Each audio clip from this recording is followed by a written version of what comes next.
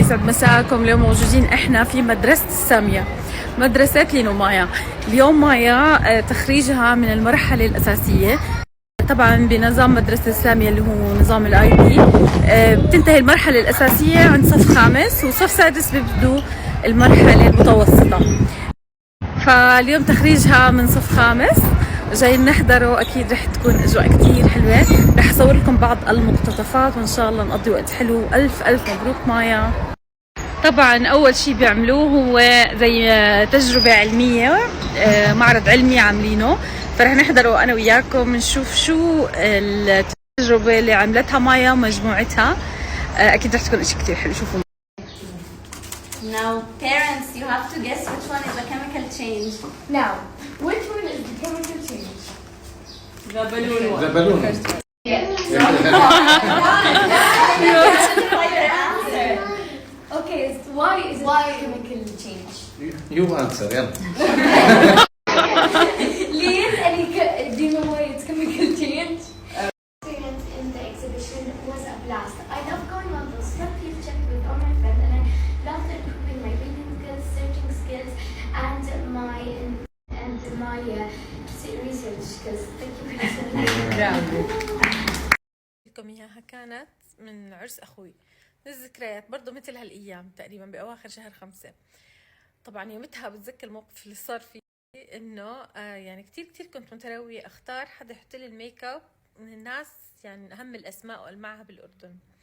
فعلا رحت عند ميك اب ارتست، اتفقت معاها وعلى الموعد ورحنا. لما بدأت تحط لي ميك اب قلت لها بس بليز انا ما بحب الميك اب الغامق السموكي، ما بلبق لي، فبحب اشياء، انا فستاني زهر بليز بس حطي لي اشي هيك زهر ناعم.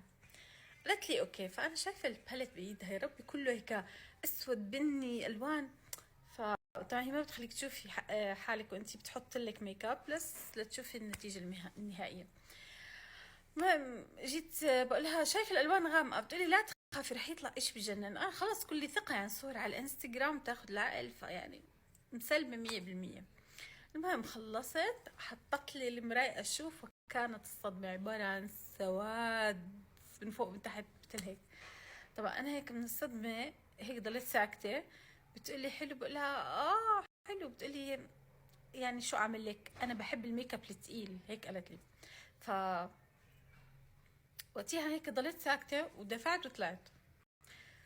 بعدين طبعا روحت على البيت، بقول انا ليش سكتت؟ المفروض حكيت.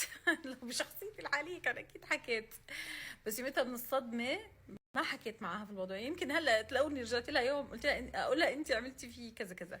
طبعا شو عملت؟ بلشت احاول اضبط، اخفف. ما عم بخف من كتر ما هي حاطه هيك اسود. صفنت شوي، رحت على التويلت، غسلت وجهي تماما. تخيلوا انتوا احنا بدنا نطلع على العرس خلص يعني، وعرس اخوي بس اتاخر. المهم غسلت وجهي تماما، رجعت بديت احط ميك اب. انا طبعا حطيت الميك اب، بس تعرفوا بالمناسبات لازم ميك اب نوعا ما يكون يعني بطريقه معينه، اشي قد ما كنا شاطرين نحن بالنهايه الميك اب ارتست بيقدروا يعملوه بروفيشنال اكثر.